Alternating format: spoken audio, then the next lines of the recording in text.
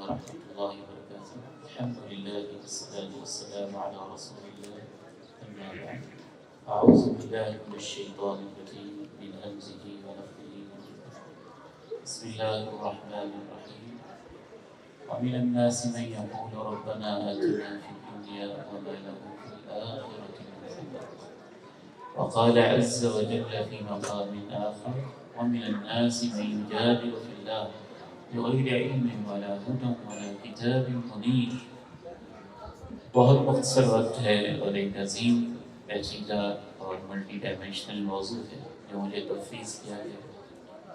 میں چاہوں گا کہ آپ کی پوری توجہ میری طرف رہے، اور یہاں ڈائس پہ آنے کی میری بنیادی وجہ بھی یہی ہے کہ میں آپ کی زیارت اچھی طرح سے کر سکوں اور گفتگو ایک اچھے انداز میں آگے بڑھائی جا سکے۔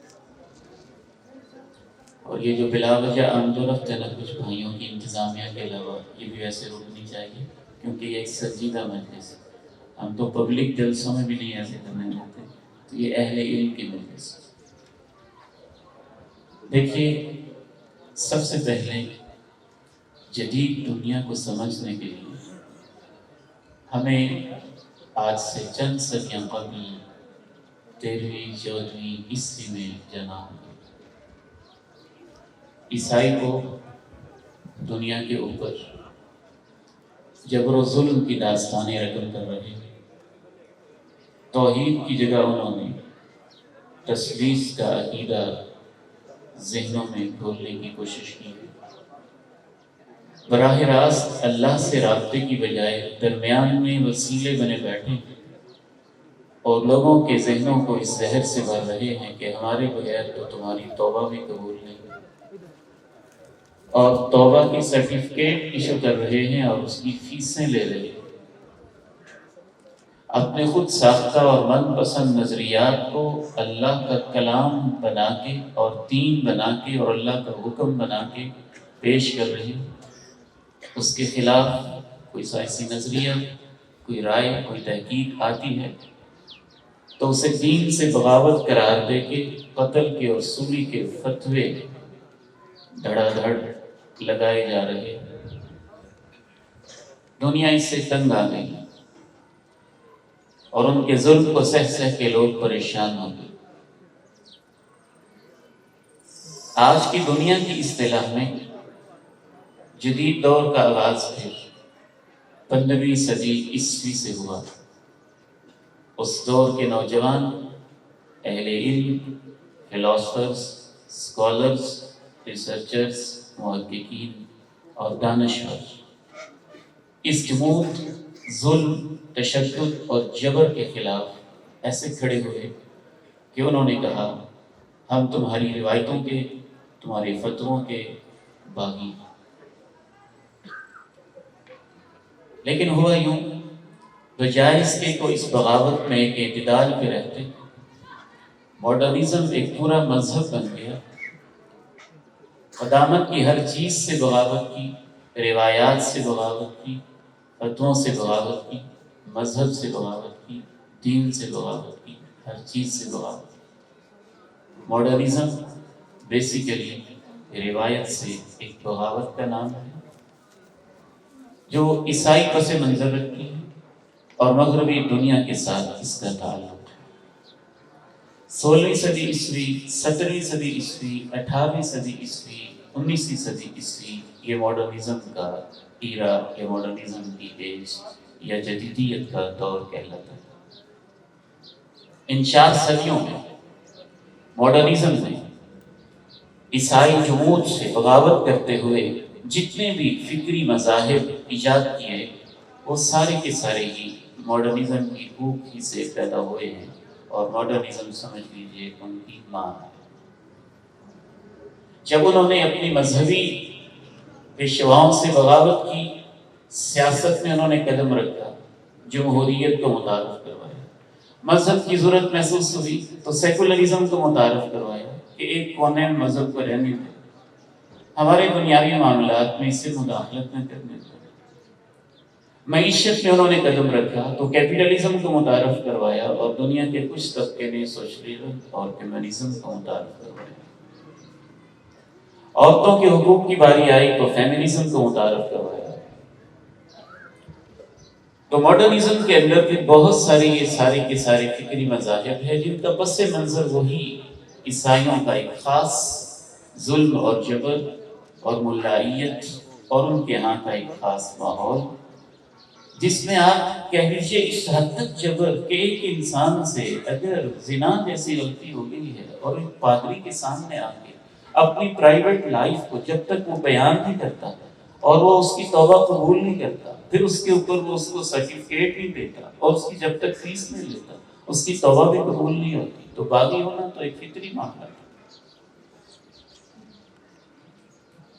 لیکن ماڈرنزم سے ایک بہت بڑی غلطی یہ ہوئی، مغربی نفسیات ایک انتہا سے نکلی اور دوسری انتہا پہ جا کھڑی ہوئی۔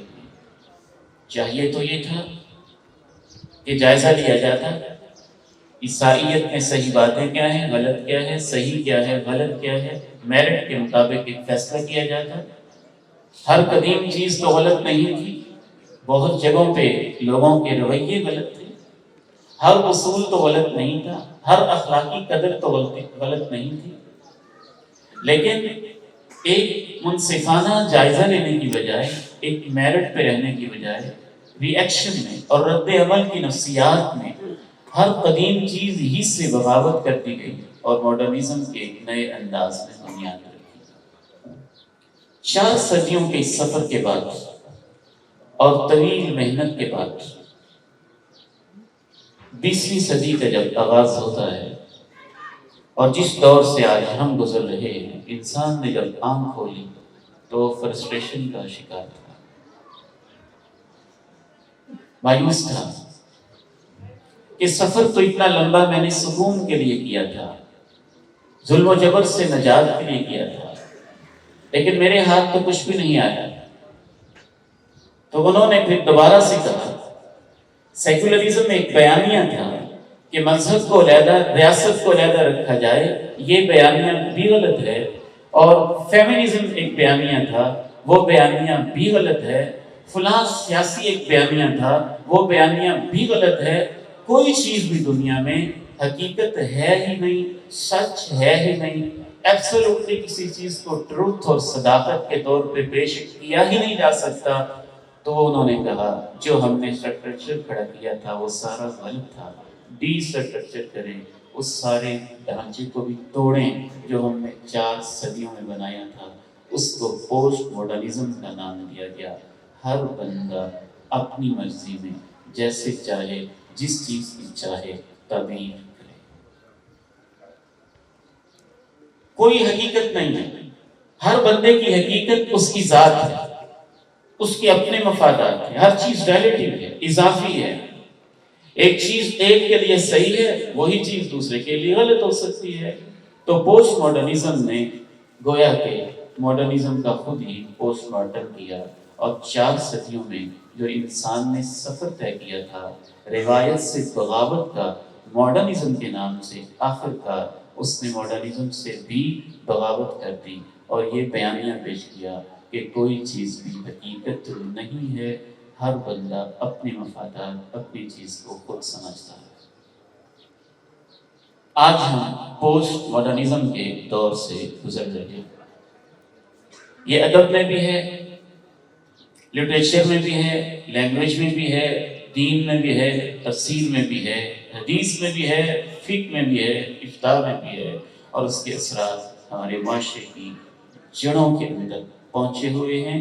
کوئی اس پس منظر سے واقف ہے یا نہیں؟ حتیٰ کہ میرے ایسے لوگوں کے ساتھ بھی مکالمہ ہوا جنہوں نے یہاں تک کہا کہ قرآن مجید ایک ٹیکسٹ ہے، ہر بندہ جیسے چاہے اس کی تعبیر کرے اور تشریح کرے۔ اقبال کا کلام ایک ٹیکسٹ ہے، اس نے کہہ دیا اب وہ ہماری ملکیت ہے، ہم جیسے چاہیں اس کو سمجھیں۔ اس کا سب سے بڑا اظہار سادہ انداز میں ہم اس کو سمجھنا چاہیں، اہل علم میں عموماً بات کرنا مشکل ہوتا ہے، ہماری تو عادت ہے کہ ہم نے عام لوگوں کو سمجھانا ہوتا ہے، اس لیے ہم سادہ سادہ عام سی باتیں کرتے ہیں جس سے عام لوگوں کو سمجھ آ جائے۔ ممکن ہے اہل علم بہت ساری اصطلاحات جو ہیں ان کی بھرمار، یہ بھی ماڈرنزم اور پوسٹ ماڈرنزم کا ایک بہت بڑا ہتھیار ہے کہ ہر چیز کو ایک نئی اصطلاح بھاری بھرکم جس کے اندر بڑی علمیت ہو، سننے والا روب میں آ جائے اور اندر کچھ بھی نہ ہو، کھوکھلی ہو، اور اس میں سے ہر بندہ اپنا ہی مطلب نکال رہا ہو، ان اصطلاحات کی بھی ٹھیک ٹھاک بھرمار کی گئی۔ ان میں سے ایک سادہ اصطلاح سے آپ پوسٹ ماڈرنزم کی سمجھ آ جائے گی، ٹرانسجینڈر۔ مثلا ٹرانسجینڈر ایسی اصطلاح گھڑی گئی، یو این او نے اپنی پیشانی اور ویب سائٹ کے اوپر لکھ دی، اور پوری دنیا میں جب ماڈرنزم کے دور میں آئے تو انہوں نے اپنی ماڈرنزم کو پوری دنیا میں ایکسپورٹ کیا۔ صرف یہی نہیں تھا کہ وہ کہتے ہیں ہمارے علاقے کا مسئلہ تھا ہم نے حل کر لیا، انہوں نے یہ فرض کر لیا کہ پوری دنیا کا مسئلہ ہے۔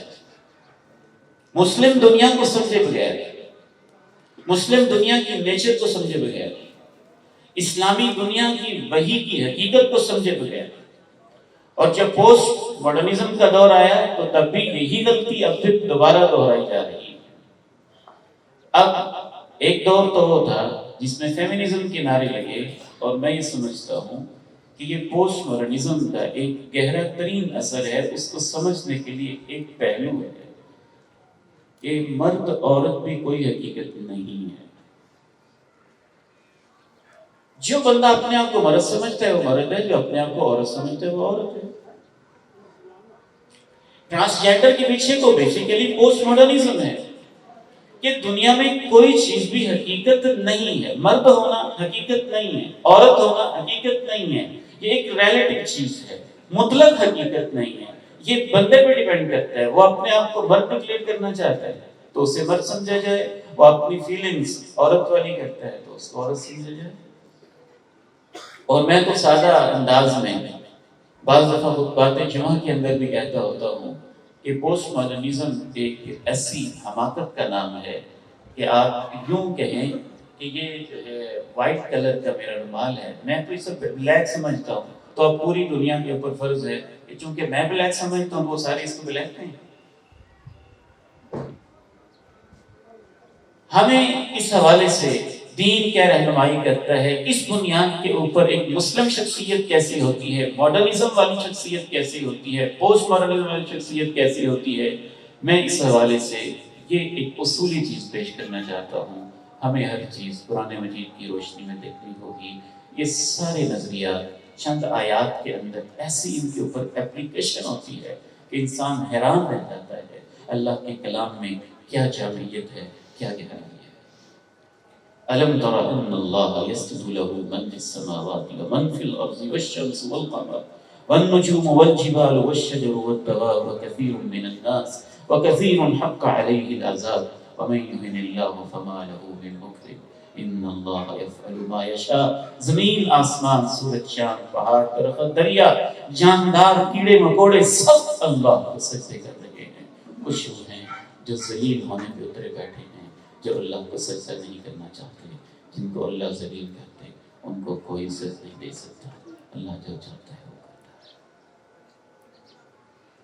انسان نے اللہ کی طرف واپس پلٹنے کی بجائے ماڈرنزم کے دور میں ہیومنزم کا کنسپٹ متعارف کروایا اور اس کے ساتھ ہیومن رائٹس کو کوریلیٹ کیا، اور اس کے بعد پھر اس نے اس کا بھی مختلف اندازوں سے رد کرنے کی کوشش کی۔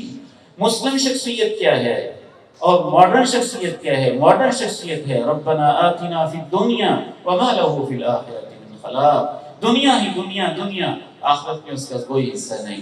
مسلم شخصیت کیا ہے؟ ربنا آتنا فی الدنیا حسنہ وفی الآخرۃ حسنہ وقنا عذاب النار۔ مسلم شخصیت کیا ہے؟ ماڈرن شخصیت کیا ہے؟ قرآن سے دیکھیے، ماڈرن شخصیت ہے وَمِنَ النَّاسِ مَن يُعْجِبُكَ قَوْلُهُ فِي الْحَيَاةِ الدُّنْيَا وَيُشْهِدُ اللَّهَ عَلَى مَا فِي قَلْبِهِ وَهُوَ أَلَدُّ الْخِصَامِ وَإِذَا تَوَلَّى سَعَىٰ فِي الْأَرْضِ لِيُفْسِدَ فِيهَا وَيُهْلِكُ الْحَرْثَ وَالنَّسْلَ وَاللَّهُ لَا يُحِبُّ الْفَسَادَ وَإِذَا قِيلَ لَهُ اتَّقِ اللَّهَ أَخَذَتْهُ الْعِزَّةُ بِالْإِثْمِ فَحَسْبُهُ جَهَنَّمُ وَلَبِئْسَ الْمِهَادُ۔ ماڈرن شخصیت یہ ہے دنیا کے بارے میں بہت بڑی باتیں اور اس کے نتیجے میں دنیا کے اندر فساد ہی برپا ہو رہا ہے۔ اور مسلم شخصیت کیا ہے؟ وَمِنَ النَّاسِ مَن يَشْرِي نَفْسَهُ ابْتِغَاءَ مَرْضَاتِ اللَّهِ وَاللَّهُ رَءُوفٌ بِالْعِبَادِ۔ ان سارے فلسفوں کا خلاصہ قرآن مجید 3 لفظوں میں بیان کرتا ہے. یہ سب لوگ ظن کے پیچھے لگے ہوئے ہیں. ان یتبعون الا الظن، ظنون، اوہام، گمان. دوسرا قرآن کہتا ہے ہوا، خواہشات کی پیروی. وما تهوى الانفس، جو ان کی خواہشیں ہیں ان کو نظریہ بنا کے پیش کیے جا رہے ہیں. اور تیسرا تبصرہ قرآن مجید کرتا ہے یجادل فی اللہ بغیر علم ولا ہدی ولا کتاب منیر. اور ان کا حل صرف اور صرف اللہ کے قرآن سے وابستگی میں ہے، علم کی سطح پہ، عمل کی سطح پہ، اور وہی کے علم کے اندر پختگی میں ہے، ہر لیول، ہر سطح پہ. اللہ تعالیٰ مجھے اور آپ کو یہ توفیق نصیب فرمائے. وآخر دعوانا ان الحمدللہ رب العالمین. زندگی شعور سے، الحکمہ انٹرنیشنل.